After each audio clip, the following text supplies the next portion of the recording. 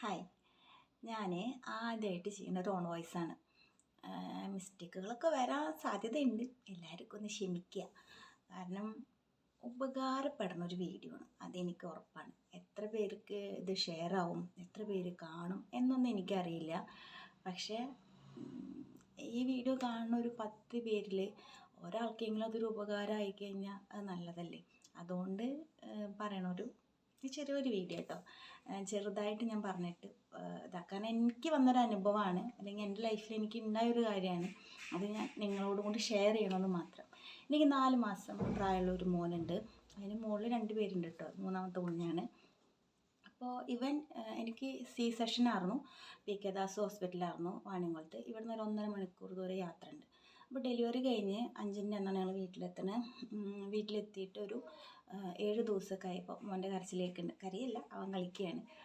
അപ്പോൾ വീട്ടിലെത്തി ഒരു 8 ദിവസമൊക്കെ ആയി കഴിഞ്ഞപ്പോൾ അവൻ്റെ കണ്ണിൽ ചെറുതായിട്ട്, ഇടത് കണ്ണിൽ ചെറുതായിട്ട് ഇങ്ങനെ പഴുപ്പ് വന്നിരിക്കുക. അങ്ങനെ ഒരു കോൾ വന്നതാണ് കേട്ടോ. അപ്പോൾ അങ്ങനെ പഴുപ്പ് വന്നിട്ട് ഇങ്ങനെ ഇരിക്കുന്നുണ്ടായിരുന്നു. അപ്പോൾ നമ്മൾ ചെറിയ കുട്ടികളല്ലേ, അങ്ങനെ വരാനൊരു സാധ്യതയില്ലല്ലോ. അപ്പോൾ ഇവിടുന്ന് കെ ദാസ് ഹോസ്പിറ്റലിലേക്ക് പോകണമെന്നുണ്ടെന്നുണ്ടെങ്കിൽ 1.5 മണിക്കൂറോളം ദൂരമുണ്ട്. അപ്പോൾ എനിക്ക് സ്റ്റിച്ചിൻ്റേതായിട്ടുള്ള വേദനകളുണ്ട്. ജസ്റ്റ് ഞങ്ങളിവിടെ തൊട്ടടുത്തുള്ള ഒരു ഹോസ്പിറ്റൽ, ഒരു 15 മിനിറ്റ് ദൂരം. ഹോസ്പിറ്റലല്ല, ഒരു ക്ലിനിക്കാണ്. ഗവൺമെൻറ് ഹോസ്പിറ്റൽ, ഒരു ഡോക്ടറാണ്. അത് രാവിലെയും വൈകുന്നേരത്തും അവർ സ്വന്തം ക്ലിനിക്കാണ്. അതിൽ നോക്കുന്നുണ്ട്. നല്ല ഡോക്ടറാണ് കേട്ടോ. ഡോക്ടർക്കൊന്നും ഒരു മോശം പറയല്ല, നല്ല ഡോക്ടറാണ്. അപ്പോൾ ഞങ്ങളവിടെ കൊണ്ടുപോയിട്ട് കാണിച്ചു. അപ്പോൾ ഡോക്ടർ പറഞ്ഞു അത് പേടിക്കാനൊന്നുമില്ല, പ്രത്യേകിച്ച് മരുന്നൊന്നുമില്ല. ഇനി വേണമെങ്കിൽ സമാധാനത്തിന് ഒരു ഐ ഡ്രോപ്സ് ഞാൻ തരാം, അത് ജസ്റ്റ് ഒന്നിങ്ങനെ മസാജ് ചെയ്ത് കൊടുത്താൽ മതി. അത് മിക്ക കുട്ടികൾക്കും ഉണ്ടാവും. എന്താണെന്ന് വെച്ച് കഴിഞ്ഞാൽ നമ്മുടെ കണ്ണുനീര് പോകുന്ന കണ്ണീർ ഗ്രന്ഥിക്ക് അടവ് സംഭവിക്കുന്നതാണ്.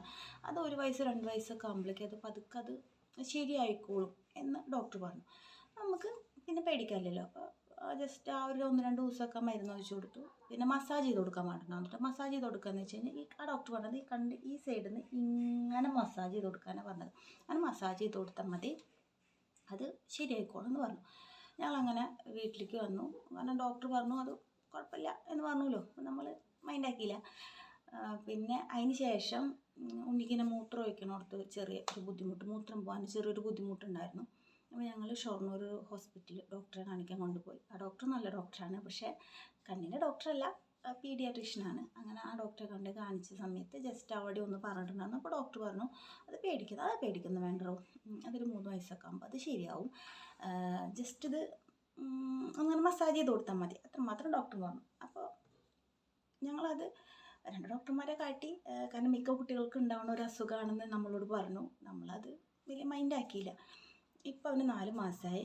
ഒരു 10 ദിവസം മുന്നേ ഒരു 10 ദിവസം, 4 മാസമാണ് ഇപ്പോൾ, ഒരു 10 ദിവസം മുന്നേ അവനിങ്ങനെ കണ്ണിൽ നന്നായിട്ട് പഴുപ്പ് വരികയെന്ന് വെച്ച് കഴിഞ്ഞാൽ ഭയങ്കരമായിട്ട് പഴുപ്പ്. എപ്പോഴും ഇങ്ങനെ പഴുപ്പ് വന്നുകൊണ്ടിരിക്കുക, കണ്ണിൽ നിന്ന് വെള്ളം വന്നുകൊണ്ടിരിക്കുക. നമ്മൾ നല്ല കോട്ടൺ തുണി വെച്ചിട്ട് അതിങ്ങനെ ജസ്റ്റ് ഒപ്പി കൊടുക്കും. അങ്ങനെ ഇങ്ങനെ ഒന്നും നമ്മളത് തുടച്ചു കൊടുക്കുക അങ്ങനെയൊന്നും ചെയ്യാറില്ല കേട്ടോ. പക്ഷെ നല്ല കോട്ടൺ തുണി വെച്ചിട്ട് നമ്മളത് തുടച്ചു കൊടുക്കണം. നമ്മൾ തുടച്ചു കൊടുക്കും, ഒരു 5 മിനിറ്റ് ആകുമ്പോൾ പിന്നെയും വരും, പിന്നെയും തുടച്ചു കൊടുക്കും, പിന്നെയും വരും. അപ്പോൾ അന്ന് ഫസ്റ്റ് ടൈം കാണിച്ച ഡോക്ടറുടെ തുള്ളിമരുന്ന് ഞങ്ങൾ ജസ്റ്റ് ഒട്ടിച്ചു കൊടുത്തു നോക്കി. പക്ഷെ അതൊന്നും ഭേദമാവണില്ല. ആ കുട്ടിക്ക് ഭയങ്കരമായിട്ട് കണ്ണിൽ വെള്ളം വരിക, നന്നായി പഴുപ്പ് വരിക, ഉറങ്ങി എഴുന്നേൽക്കുന്ന സമയത്ത് അവന് കണ്ണ് തുറക്കാൻ പറ്റാണ്ട് വരിക. കാരണം നമുക്ക് തന്നെ ഭയങ്കരമായി ബുദ്ധിമുട്ട് വന്നു തുടങ്ങി. അപ്പോൾ ഞങ്ങൾ എന്ത് ചെയ്തു, ഇവിടുന്ന് ഡോക്ടറെ കാണിക്കാൻ പോവാം, കെ ദാസിൽ കാണിക്കാൻ പോവാം, അവിടെ ഡോക്ടറൊക്കെ ഉണ്ടാവില്ല, അവിടെ കൊണ്ടേ കാണിക്കാൻ പോകാമെന്ന് പറഞ്ഞു. അപ്പോൾ ഞങ്ങളുടെ വീടിൻ്റെ അടുത്തുള്ള തൊട്ട ചേച്ചി പറഞ്ഞു നിങ്ങൾ ഇത്രയും ദൂരം കുഞ്ഞിനും കൊണ്ട് യാത്ര ചെയ്യേണ്ട, അത്രയും ലോങ് ആണല്ലോ. അപ്പോൾ ഈ കണ്ണിനും കൂടി വയ്യാത്തതാണ്, നമുക്ക് ബൈക്കാണ് കേട്ടുള്ളൂ, കാറൊന്നുമില്ല. അപ്പോൾ ഈ പൊടി തട്ടിയിട്ട്, ഇപ്പോൾ കാറ്റുകാലല്ലേ, അപ്പോൾ പൊടി തട്ടിയിട്ട് അത് അധികം ആവണ്ടെന്ന് പറഞ്ഞിട്ട് ഓട്ടുപാറ ഗവൺമെൻറ് ഹോസ്പിറ്റലിൽ നല്ലൊരു കണ്ണ് ഡോക്ടറുണ്ട്, നിങ്ങൾ അവിടെ കൊണ്ടുപോയി കാണിക്ക്, പേടിക്കാനൊന്നുമില്ല. നമ്മൾ സാധാരണക്കാർക്ക് വേണ്ടിയിട്ടല്ലേ അവിടെ അങ്ങനെ ഒരു ഡോക്ടറും കാര്യങ്ങളൊക്കെ ഇരിക്കുന്നത്, നിങ്ങൾ അവിടെ കൊണ്ടുപോയി കാണിക്കാൻ പറഞ്ഞു. അപ്പോൾ ഞങ്ങൾ അവിടേക്ക് പോകാമെന്ന് വെച്ചാൽ ചെറിയൊരു എന്ന് വെച്ചാൽ 4 മാസം കുഞ്ഞു കുട്ടിയാണ്, നമുക്ക് മാസ്കും കാര്യങ്ങളൊന്നും വെക്കാൻ പറ്റില്ല, ഒരുപാട് അസുഖങ്ങൾക്ക് വരുന്ന ആൾക്കാരുണ്ടാവും. എന്നാലും നല്ല ഡോക്ടറാണെന്ന് പറഞ്ഞുകൊണ്ട് ഞങ്ങൾ അവിടെ പോയ സമയത്ത് ആ ഡോക്ടറന്ന് ഉണ്ടായിരുന്നില്ല. അപ്പോൾ ഞങ്ങൾ പിന്നെ എന്താ ചെയ്യാൻ, കെ ദാസിലേക്ക് തന്നെ പോവുകയാണോ വേണ്ടതെന്ന് വിചാരിച്ചിട്ട് ഹോസ്പിറ്റലിൻ്റെ ഫ്രണ്ടിൽ വന്ന് നിൽക്കുന്ന സമയത്ത് അതിൻ്റെ തൊട്ട് ഓപ്പോസിറ്റ് ഒരു റാണി കെയർ ഐ ഹോസ്പിറ്റലിൻ്റെ ഒരു ഒരു ക്ലിനിക്ക് അത്യാവശ്യം ഇത്തിരി വലിപ്പമുണ്ട് കേട്ടോ, അത് കണ്ടു. അപ്പോൾ ഞങ്ങൾ പറഞ്ഞു ഇത്രയും ദൂരം ഉണ്ണിനെ കൊണ്ട് ഇത്ര ദൂരം നല്ല വെയിലായി, അപ്പോൾ ഇത്രയും ദൂരം യാത്ര ചെയ്യണ്ട, നമുക്ക് ആ ഹോസ്പിറ്റൽ അവിടെ ഒന്ന് കാണിക്കാം, കണ്ണിൻ്റെ ഐ സ്പെഷ്യലിസ്റ്റ് ഹോസ്പിറ്റലാണോ അവിടെ കാണിക്കാമെന്ന് പറഞ്ഞ് ഞങ്ങൾ അവിടെ കാണിച്ചു. ഡോക്ടറെ കാണിച്ച സമയത്ത് ഡോക്ടർ പറഞ്ഞു ഇതിങ്ങനെ, ആ ഫസ്റ്റ് ഡോക്ടറൊക്കെ പറഞ്ഞ പോലെ തന്നെ ഡോക്ടർ പറഞ്ഞു ഇത് മിക്ക കുട്ടികൾക്കും, അതായത് ഇപ്പോൾ ഉള്ള മിക്ക കുട്ടികൾക്കും വരുന്നൊരു അസുഖമാണ്, വലിയ ഇപ്പം അത് പേടിക്കാനുള്ളൊരു അസുഖമല്ല, കണ്ണിൽ നിന്ന് വരുന്ന കണ്ണീര് ഒഴുകി പോലുള്ള ഗ്രന്ഥിയിലുള്ള ഒരു അടവാണത്. ആ അടവ് നമുക്ക് മരുന്ന് ഒഴിച്ചാലൊന്നും ഒരിക്കലും മാറില്ല, അത് പ്രോപ്പറായിട്ട് അത് മസാജ് ചെയ്ത് കൊടുക്കുക വേണം.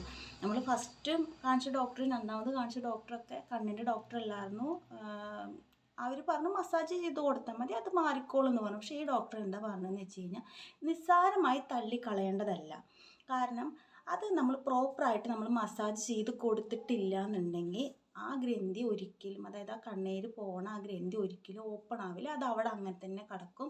അങ്ങനെ കിടന്നു കഴിഞ്ഞാൽ കണ്ണിൽ ഇതുപോലെ ഇപ്പോൾ ചെറിയൊരു ഇൻഫെക്ഷനും കാര്യങ്ങളും ആയി തുടങ്ങിയതാണ്.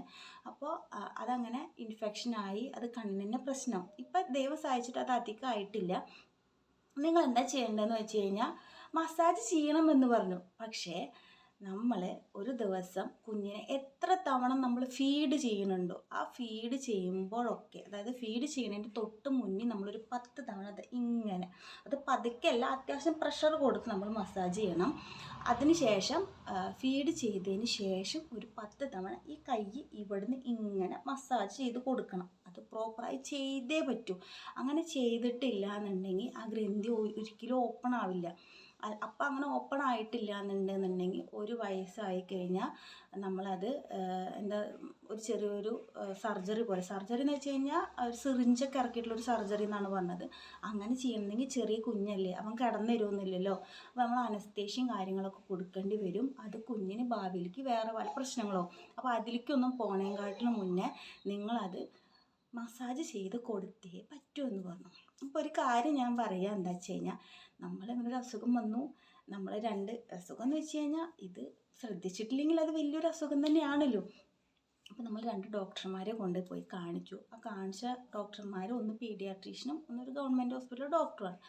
അപ്പോൾ കണ്ണിന് വന്ന അസുഖമാണ് നമ്മൾ കൊണ്ട് കാണിച്ചത്. എവിടെ സാധാ ഒരു പീഡിയാട്രീഷ്യനും ഒരു ഡോക്ടറും. അവർ പറഞ്ഞു കണ്ണിന് ഇന്നതാണ് അസുഖം, മസാജ് ചെയ്ത് കൊടുക്കാൻ പറഞ്ഞു. പക്ഷെ ഒരിക്കലും അത് ഇത്ര തവണ നമ്മൾ മസാജ് ചെയ്യണമെന്നോ, ഒരു ദിവസം ഒരു 100 ടൈംസെങ്കിലും നമ്മളത് മസാജ് ചെയ്യണം.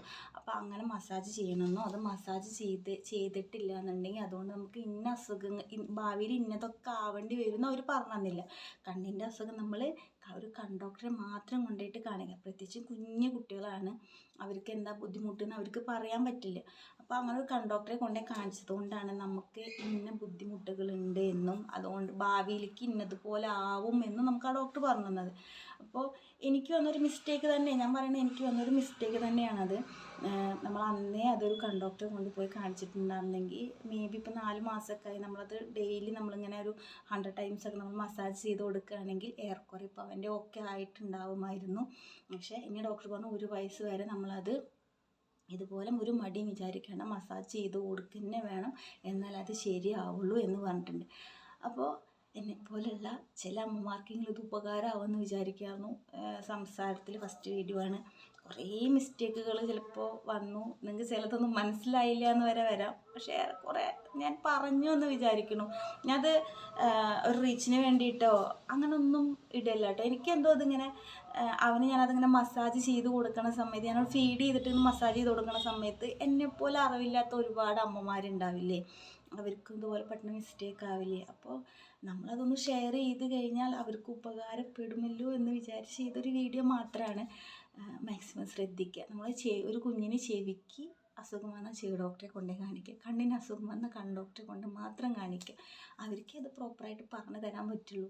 എനിക്കത് കേട്ടിട്ട് ഞാൻ അവിടെ നിന്ന് ഹോസ്പിറ്റലിൽ നിന്ന് ഇറങ്ങുന്ന സമയത്ത് ഞാൻ എൻ്റെ ഹസ്ബൻഡിനോട് പറഞ്ഞതാണ് ഇത് നമ്മൾ മുന്നേ ചെയ്യേണ്ടതായിരുന്നു എന്നുള്ളത്. എന്നാലല്ലേ ഡോക്ടർ അത് പറഞ്ഞു തന്നപ്പോൾ ഇങ്ങനെയൊക്കെ ബുദ്ധിമുട്ടുകൾ ഉണ്ടാവും എന്ന് നമുക്കത് പറഞ്ഞു തന്നപ്പോഴേ നമുക്കത് മനസ്സിലായുള്ളൂ.